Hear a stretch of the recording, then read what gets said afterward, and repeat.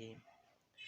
سیقول السفہاء من الناس ما ولاہم عن قبلتہم التی کانوا علیہا قل للہ المشرق والمغرب یہدی من یشاء الی صراط مستقیم۔ سیقول ان قریب کہیں گے السفہاء بے وقوف من الناس لوگوں میں سے ما ولاہم کس چیز نے پھیر دیا ان کو ان قبلتہم ان کے قبلے سے التی وہ جو کانوا علیہا جس پر وہ تھے۔ کل فرما دیجئے للہ اللہ کے لیے المشرق والمغرب مشرق اور مغرب یہدی چلاتا ہے وہ ہدایت دیتا ہے وہ من یشاء جس کو چاہتا ہے الی صراط مستقیم سیدھے راستے کی طرف۔ اب بے وقوف لوگ کہیں گے کہ ان مسلمانوں کو ان کے اس قبلے سے کس نے پھیر دیا جس پر یہ پہلے تھے؟ تم فرما دو مشرق و مغرب سب اللہ ہی کا ہے، وہ جسے چاہتا ہے سیدھے راستے کی طرف ہدایت دیتا ہے۔ اس آیت مبارکہ کے شان نزول کے بارے میں مفسرین کا ایک قول یہ ہے کہ یہ آیت یہودیوں کے بارے میں نازل ہوئی کہ جب بیت المقدس کی جگہ خانہ کعبہ کو قبلہ بنایا گیا تو اس پر یہودیوں نے اعتراض کیا، کیونکہ یہ تبدیلی ان کو ناگوار گزری تو انہوں نے اس پر اعتراض کیا، تو اس وجہ سے اللہ تعالیٰ نے یہ آیت مبارکہ نازل فرمائی۔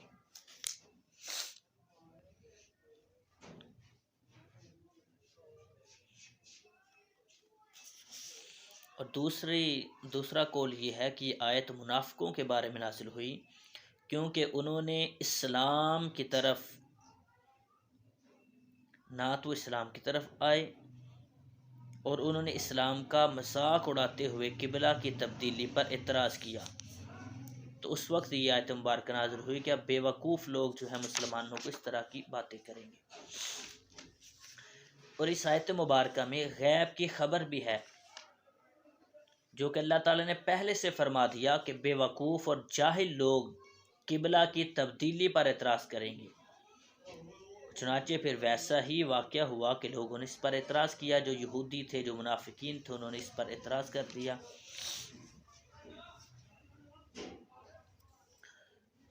قبلہ کی تبدیلی پر اعتراض کرنے والوں کو بے وقوف اس لیے کہا گیا کہ وہ ایک واضح بات پر اعتراض کر رہے تھے، کیونکہ سابقہ انبیاء کرام علیہم السلام نے نبی آخر الزمان صلی اللہ علیہ وسلم کے خصائص میں آپ کا لقب ذو القبلتین یعنی دو قبلوں والا ہونا بھی ذکر فرمایا، اور قبلہ کی تبدیلی تو اس بات کی دلیل تھی کہ یہ وہی نبی ہیں جن کی پہلے نبیوں نے آنے کی خبر دی ہے، تو صداقت کی دلیل کو تسلیم کرنے کے بجائے اسی پر اعتراض کرنا یہ حماقت ہے، اس لیے انہیں بے وقوف کہا گیا۔ اس آیت مبارکہ سے ایک اور بات جو ہے وہ بھی واضح ہوتی ہے کہ بیت المقدس کے بعد خانہ کعبہ کو قبلہ بنائے جانے پر اعتراض کرنے والوں کو بے وقوف کہا گیا، تو اس سے معلوم ہوا کہ جو شخص دینی مسائل کی حکمتیں نہ سمجھ سکے اور ان پر بے جا اعتراض کرتا رہے تو وہ احمق اور بے وقوف ہے، جاہل ہے۔ اگرچہ دنیا کے کاموں میں وہ بڑا ہی چالاک ہو، لیکن اگر دین کے مسائل کی حکمت کو نہیں سمجھتا، اس پر اعتراض کرتا ہے بلا وجہ، تو وہ احمق ہے اور بے وقوف ہے۔ آج کل بھی ایسے بے وقوف اور احمق اور جاہل لوگوں کی کمی نہیں ہے، چنانچہ موجودہ دور میں بھی مسلمان کہلا کر شراب، سود، پردے، حیا، اسلامی نظام وراثت اور حدود اسلام پر اعتراض کرنے والے لوگ موجود ہیں، اور ایسے افراد قرآن مجید کے حکم کے مطابق بے وقوف ہیں، احمق ہیں اور جاہل ہیں۔ اور یہاں پر یہ چیز بھی ذہن نشین کر لینی چاہیے کہ حضرت آدم علیہ السلام سے لے کر حضرت موسیٰ علیہ السلام تک سب کا قبلہ جو ہے وہ کعبہ شریف ہی رہا، پھر حضرت موسیٰ علیہ السلام سے لے کر حضرت عیسیٰ علیہ السلام تک بیت المقدس قبلہ رہا، اور پھر جب مسلمان مکہ سے ہجرت کر کے مدینہ منورہ آئے تو تقریباً 16 یا 17 مہینے تک بیت المقدس کی طرف منہ کر کے نماز پڑھتے رہے، اور اس کے بعد نماز ظہر کی ادائیگی کے دوران مسجد قبلتین میں قبلہ کی تبدیلی کا واقعہ ہوا۔ اور یہاں پر یہ بات بھی ذہن نشین رہنی چاہیے کہ حج ہمیشہ خانہ کعبہ ہی کا ہوا ہے، بیت المقدس کا حج کبھی نہیں ہوا۔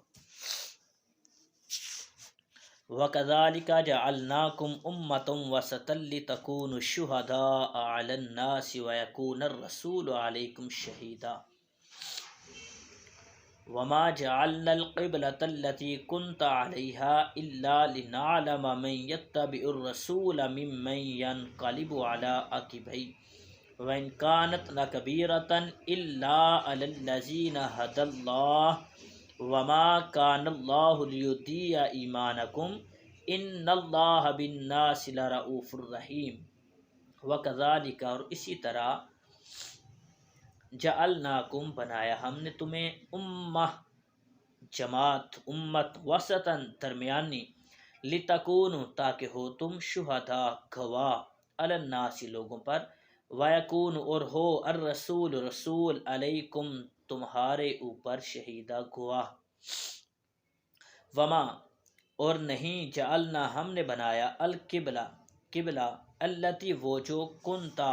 تھے آپ، علیہا اس پر، اللہ مگر، لنعلم تاکہ دیکھے ہم، من یتبع الرسول کون پیروی کرتا ہے رسول کی، ممن ینقلب اور کون اس سے، ینقلب پھرتا ہے، علی اوپر، عقبیہ دونوں ایڑیوں پر، وَإِنْ كَانَتْ لَكَبِيرَةً وَإِنْ اور بے شک، کانت ہے البتہ، کبیرتاً بڑی بات، الا مگر، علی الذین ان لوگوں پر، ہدی اللہ جن کو ہدایت دی اللہ نے، وما اور نہیں، کان اللہ ہے اللہ کو، لیضیع کہ وہ ضائع کرے، ایمانکم تمہارے ایمان کو، اللہ کی یہ شان نہیں کہ وہ تمہارے ایمان کو ضائع کرے، ان اللہ بے شک اللہ تعالیٰ، بالناس لوگوں پر، لرؤوف الرحیم شفقت فرمانے والا ہے، مہربان ہے۔ اور اسی طرح ہم نے تمہیں بہترین امت بنایا تاکہ تم لوگوں پر گواہ بنو، اور یہ رسول تمہارے نگہبان اور گواہ ہوں، اور اے حبیب تم پہلے جس قبلہ پر تھے ہم نے وہ اسی لیے مقرر کیا تھا کہ دیکھیں کون رسول کی پیروی کرتا ہے اور کون الٹے پاؤں پھر جاتا ہے، اور بے شک وہ لوگ جنہیں اللہ نے ہدایت دی تھی ان کے علاوہ لوگوں پر یہ بہت باری تھی، اور اللہ کی یہ شان نہیں کہ تمہارا ایمان ضائع کر دے، بے شک اللہ لوگوں پر بہت مہربان رحم والا ہے۔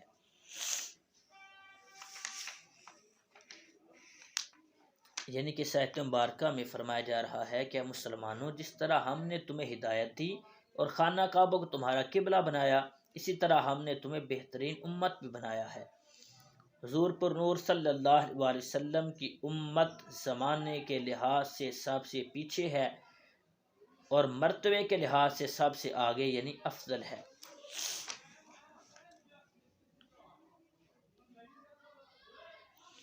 مسلمان دنیا و آخرت میں گواہ ہیں۔ دنیا میں تو اس طرح کے مسلمان کی گواہی مومن و کافر سب کے بارے میں شرعاً معتبر ہے، اور کافر کی گواہی مسلمان کے خلاف معتبر نہیں۔ نیز اللہ تعالیٰ کے فضل سے مردوں کے حق میں بھی اس امت کی گواہی معتبر ہے، اور رحمت و عذاب کے فرشتے اس کے مطابق عمل کرتے ہیں۔ بخاری شریف میں ہے، حضرت انس بن مالک رضی اللہ تعالیٰ عنہ سے روایت ہے کہ صحابہ کرام رضی اللہ تعالیٰ عنہم کے پاس سے ایک جنازہ گزرا تو انہوں نے اس کی تعریف کی۔ نبی کریم صلی اللہ علیہ وسلم نے فرمایا کہ واجب ہو گئی۔ پھر دوسرا جنازہ گزرا، صحابہ نے اس کی برائی کی تو سرکار نے فرمایا کہ واجب ہو گئی۔ حضرت عمر فاروق رضی اللہ تعالیٰ عنہ نے عرض کی، یا رسول اللہ کیا چیز واجب ہو گئی؟ تو ارشاد فرمایا کہ پہلے جنازے کی تم نے تعریف کی تو اس کے لیے جنت واجب ہو گئی، اور دوسرے کی تم نے برائی بیان کی اس کے لیے دوزخ واجب ہو گئی، تم زمین میں اللہ تعالیٰ کے گواہ ہو۔ اور آخرت میں اس امت کی گواہی یہ ہے کہ جب تمام اولین و آخرین جمع ہوں گے اور کفار سے فرمایا جائے گا کہ کیا تمہارے پاس میری طرف سے ڈرانے اور احکام پہنچانے والے نہیں آئے؟ تو کافر انکار کریں گے اور کہیں گے کہ کوئی نہیں آیا۔ حضرات انبیاء کرام سے دریافت فرمایا جائے گا تو عرض کریں گے کہ یہ کافر جھوٹے ہیں، ہم نے انہیں تبلیغ کی ہے۔ اس پر انبیاء علیہ السلام سے کافروں پر حجت قائم کرنے کے لیے دلیل طلب کی جائے گی۔ وہ عرض کریں گے کہ امت محمدیہ ہماری گواہ ہے۔ چنانچہ یہ امت پیغمبروں کے حق میں گواہی دے گی کہ ان حضرات نے تبلیغ فرمائی۔ اس پر گزشتہ امت کے کفار کہیں گے کہ امت محمدیہ کو کیا معلوم، یہ تو ہم سے بعد میں آئے تھے۔ چنانچہ امت محمدیہ سے دریافت فرمایا جائے گا کہ تم کیسے جانتے ہو؟ وہ عرض کریں گے یا رب عز و جل، تو نے ہماری طرف اپنے رسول محمد مصطفیٰ صلی اللہ علیہ وآلہ وسلم کو بھیجا، قرآن پاک نازل فرمایا، ان کے ذریعے سے ہم قطعی اور یقینی طور پر جانتے ہیں کہ حضرات انبیاء کرام علیہ السلام نے کامل طریقے سے فرض تبلیغ ادا کیا۔ پھر سید الانبیاء صلی اللہ علیہ وسلم سے آپ کی امت کے متعلق دریافت فرمایا جائے گا تو حضور پر نور صلی اللہ علیہ وسلم ان کی تصدیق فرمائیں گے۔ اس طرح اللہ تعالیٰ نے اس امت محمدیہ صلی اللہ علیہ وسلم کو گواہ بنایا ہے۔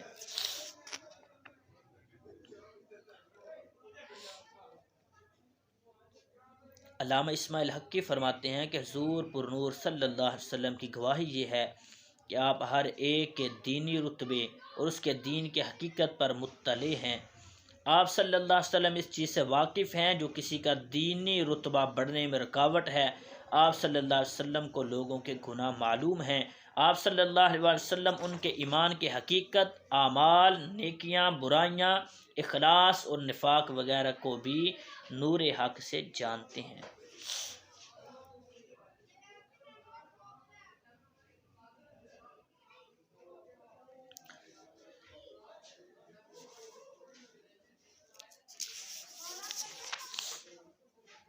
اس آیت مبارکہ میں اس بات کی بھی بہت اہمیت ہے اور معلوم ہوتا ہے کہ قرآن میں اسے ایمان فرمایا گیا ہے، کیونکہ اسے ادا کرنا اور باجماعت پڑھنا کامل ایمان کی دلیل ہے، اور وہ نماز ہے کہ نماز کے دوران قبلہ تبدیل کیا گیا۔ حضرت جابر رضی اللہ تعالی عنہ سے روایت ہے کہ حضور صلی اللہ علیہ وسلم نے فرمایا کہ کفر اور ایمان کے درمیان فرق نماز کا چھوڑنا ہے۔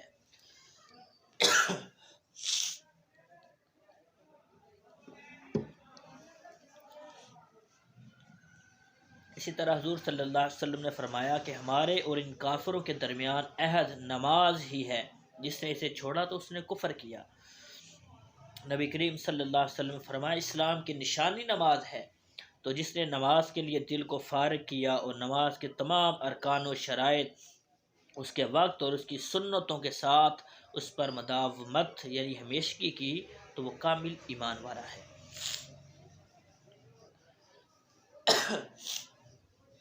قد نرا تقلب وجهك في السماء، قد تحقیق نرا ہم دیکھتے ہیں، تقلبہ پھرنا، وجہ کا آپ کا چہرہ، فی السماء آسمان میں یعنی آسمان کی طرف، فلنولینک پس البتہ ضرور پھیرتے ہیں ہم، قبلتاً آپ کو، ترداہا اس قبلے کی طرف جس پر آپ راضی ہیں، فولی پس پھیر لو تم وجہ کا اپنے چہرے کو، شطر المسجد الحرام مسجد حرام کی طرف، وحیث اور جہاں، ما کنتم تم ہو جہاں کہیں بھی تم ہو، فولو پس پھیرو تم وجوہکم اپنے چہروں کو، شطرہ اس کی طرف، وَإِنَّ الَّذِينَ اور بے شک وہ لوگ اوتوا الکتابہ جن کو کتاب دی گئی، لا یعلمون البتہ وہ جانتے ہیں انہ الحق من ربہم کہ بے شک وہ حق ہے ان کے رب کی طرف سے، وما اللہ بغافل عما یعملون اور اللہ ان کے اعمال سے بے خبر نہیں ہے۔ ہم تمہارے چہرے کا آسمان کی طرف بار بار اٹھنا دیکھ رہے ہیں، تو ضرور ہم تمہیں اس قبلہ کی طرف پھیر دیں گے جس میں تمہاری خوشی ہے،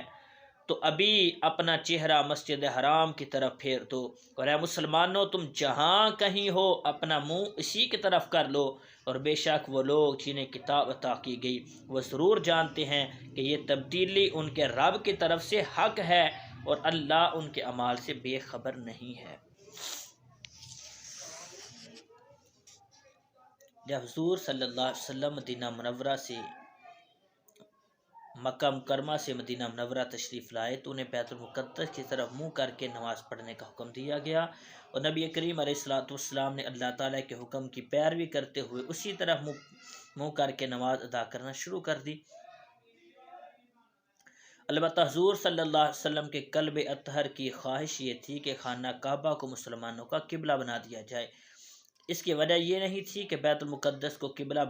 بنایا جانا حضور علیہ الصلوۃ والسلام کو ناپسند تھا، بلکہ اس کی ایک وجہ یہ تھی کہ خانہ کعبہ حضرت ابراہیم علیہ السلام اور ان کے علاوہ کثیر انبیاء کرام علیہ الصلوۃ والسلام کا قبلہ تھا، اور ایک وجہ یہ تھی کہ بیت المقدس کی طرف منہ کر کے نماز پڑھنے کی وجہ سے یہودی فخر اور غرور میں مبتلا ہو گئے اور جو کہنے لگے کہ مسلمان ہمارے دین کی مخالفت کرتے ہیں لیکن نماز ہمارے قبلہ کی طرف منہ کر کے پڑھتے ہیں۔ چنانچہ ایک دن نماز کی حالت میں حضور صلی اللہ علیہ وسلم اس امید میں بار بار آسمان کی طرف دیکھ رہے تھے کہ قبلہ کی تبدیلی کا حکم آ جائے۔ اس بار نماز کے دوران ہی یہ آیت مبارکہ نازل ہوئی جس میں حضور صلی اللہ علیہ وسلم کی رضا کو رضائے الہی قرار دیتے ہوئے آپ صلی اللہ علیہ وسلم کے چہرے انور کے حسین انداز کو قرآن میں بیان کرتے ہوئے آپ صلی اللہ علیہ وسلم کی خواہش اور خوشی کے مطابق خانہ کعبہ کو قبلہ بنا دیا گیا۔ چنانچہ آپ صلی اللہ علیہ وسلم نماز ہی میں خانہ کعبہ کی طرف پھر گئے، مسلمانوں نے بھی آپ صلی اللہ علیہ وسلم کے ساتھ اسی طرف رخ کیا، اور ظہر کی 2 رکعتیں بیت المقدس کی طرف ہوئیں اور 2 رکعتیں خانہ کعبہ کی طرف منہ کر کے ادا کی گئیں۔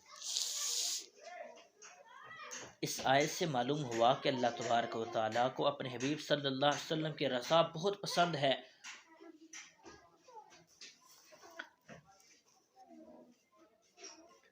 رب ذوالجلال اولین و آخرین کو جمع کر کے حضور صلی اللہ علیہ وسلم سے قیامت کے دن فرمائے گا کلہم یطلبون ردائی وانا اطلب رداک یا محمد، یہ سب میری رضا چاہتے ہیں، اے محبوب میں تمہاری رضا چاہتا ہوں۔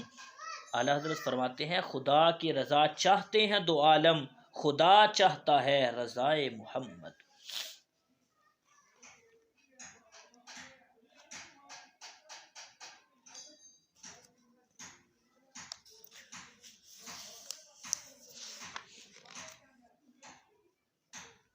وَلَئِنْ أَتَيْتَ الَّذِينَ أُوتُوا الْكِتَابَ بِكُلِّ آیَةٍ مَا تَبِعُوا قِبْلَتَكَ وَلَئِنْ اور البتہ اگر اتیتا لائیں آپ الذین ان کے پاس جو اوت الکتابہ کتاب دیے گئے بِكُلِّ آیَةٍ ہر نشانی ما تابع نہیں وہ پیروی کریں گے قبلتا کا آپ کے قبلے کی، وما انت بتابع اور نہ ہی آپ بتابعین پیروی کرنے والے ہیں قبلتہم ان کے قبلے کی، وما بعضهم اور نہیں بعض ان کا بتابعین پیروی کرنے والا قبلتن بعض کے قبلے کی، یعنی وہ آپس میں بھی ایک دوسرے کے قبلے کے تابع نہیں۔ وَلَئِنِ اتَّبَعْتَ اور البتہ اگر تو پیروی کی کرے اہواءہم ان کی خواہشات کی من بعد ما جاءک من العلم بعد اس کے کہ تیرے پاس علم آ گیا، انکا بے شک تو اذن اس وقت لمن الظالمین حد سے بڑھنے والوں میں سے ہوگا۔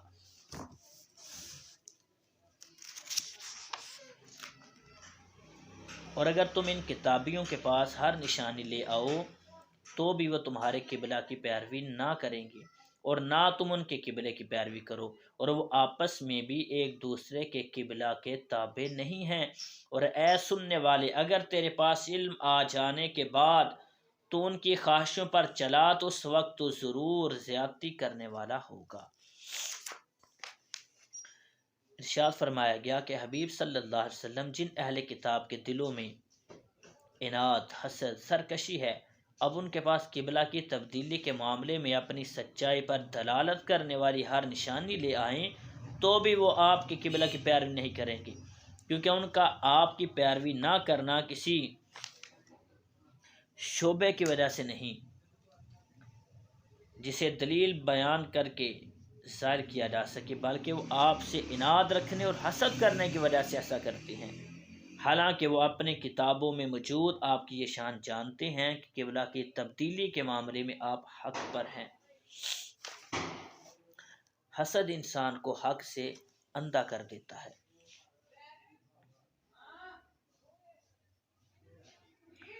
اس سے معلوم ہوا کہ حسد بڑی خبیث شے ہے کہ اس کے ہوتے ہوئے آدمی حق سے اندھا ہو جاتا ہے، اور جس کے سینے میں حضور صلی اللہ علیہ وسلم کا کینہ ہے وہ اس کے ہوتے ہوئے تو کبھی مر کر بھی ہدایت نہیں پا سکتا۔ ایسے شخص کو قرآن و حدیث، معجزات، عقلی و نقلی دلائل کچھ بھی مفید نہیں ہو سکتے، کیونکہ دل کا دروازہ کھلتا ہی تب ہے جب حضور صلی اللہ علیہ وسلم کے بارے میں دل صاف ہو، اور جس کا دل ہی اس چیز سے صاف نہ ہو تو اسے ہدایت کس طرح مل سکتی ہے؟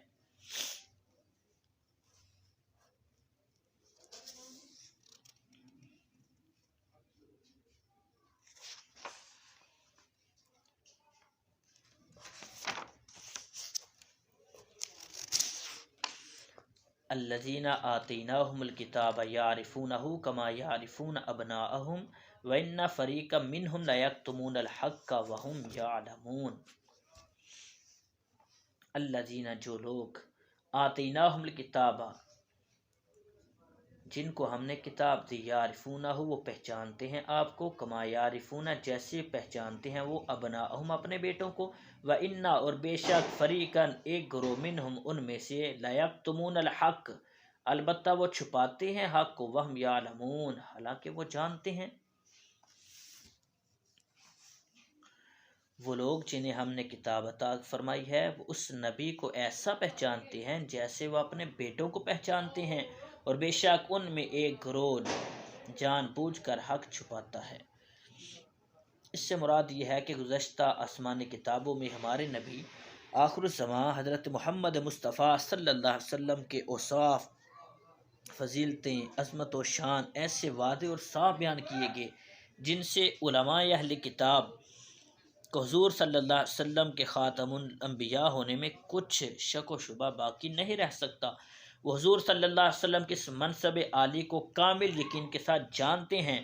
یہودی علماء میں سے حضرت عبداللہ بن سلام رضی اللہ تعالیٰ عنہ مشرف با اسلام ہوئے تو حضرت عمر فاروق رضی اللہ تعالیٰ عنہ نے ان سے فرمایا کہ اس آیت میں جو معرفت بیان کی گئی ہے اس کا کیا مطلب ہے؟ انہوں نے فرمایا کہ عمر رضی اللہ تعالیٰ عنہ، میں نے حضور صلی اللہ علیہ وسلم کو دیکھا تو بغیر کسی شک و شبے کے فوراً پہچان لیا، اور میرا حضور صلی اللہ علیہ وسلم کو پہچاننا اپنے بیٹوں کو پہچاننے سے زیادہ کامل اور مکمل تھا۔ حضرت عمر فاروق رضی اللہ تعالیٰ عنہ نے پوچھا وہ کیسے؟ انہوں نے کہا سید المرسلین صلی اللہ علیہ وسلم کے اوصاف تو ہماری کتاب تورات میں اللہ تعالیٰ نے بیان فرمائے ہیں، جبکہ بیٹے کو بیٹا سمجھنا تو صرف عورتوں کے کہنے سے ہے۔ یعنی حضور صلی اللہ علیہ وسلم کی پہچان تو اللہ تعالیٰ نے کرائی، لہذا وہ تو قطعی اور یقینی ہے، جبکہ اولاد کی پہچان تو عورتوں کے کہنے سے ہوتی ہے۔ حضرت عمر فاروق رضی اللہ تعالیٰ عنہ نے یہ سن کر ان کا سر چوم لیا۔ اس واقعے سے یہ بھی معلوم ہوا کہ غیر محل شہوت میں دینی محبت سے پیشانی چومنا جائز ہے، یعنی کسی عالم دین کی پیشانی کو چوم لینا۔ یہ بھی معلوم ہوا کہ حضور صلی اللہ علیہ وسلم کی صرف پہچان ایمان نہیں بلکہ حضور صلی اللہ علیہ وسلم کو ماننا ایمان ہے۔ جیسے یہودی پہچانتے تو تھے لیکن مانتے نہیں تھے، اس لیے وہ کافر ہی رہے۔ الحق من ربک فلا تکونن من الممترین، الحق، حق وہی ہے، من ربک، جو تیرے رب کی طرف سے ہے، فلا تکونن، پس تو ہرگز نہ ہو من الممترین، شک کرنے والوں میں سے۔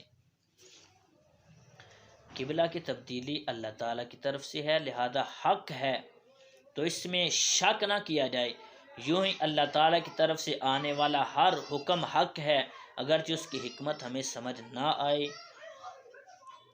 لیکن حق وہی ہوگا جو مسلمان کا کام اسے ماننا اور اس پر عمل کرنا ہے۔